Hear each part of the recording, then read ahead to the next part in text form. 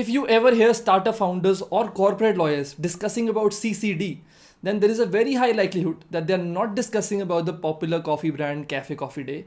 Rather, what they're discussing about is called compulsorily convertible debentures. But what exactly is the CCD and how is it so useful for the investors as well as startup founders is what exactly we will discuss in this video. Alright, so for the purposes of this video, I am assuming that you know that when a startup wishes to raise funds, there are essentially two ways. First way is to raise funds by equity, which means that the startup issues equity to an investor, the investor pays a price for it, and this is how the funds are raised for the startup. 30 lakhs for 4% कर दे हम दोनों आज. चलो डल कर देते हैं बात 30 lakh 4%. Yeah, done. चलो डल.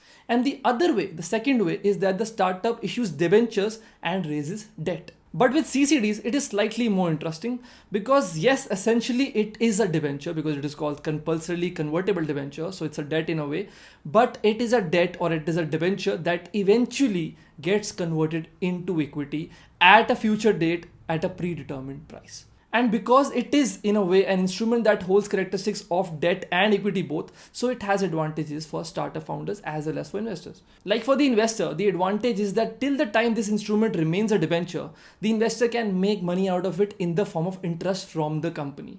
And it also gives time to the investor to see the trajectory of the company before making it convertible into equity. And for the startup founders, on the other hand, the obvious advantage is that they get funds which were required for the startup without diluting their equity upfront at least.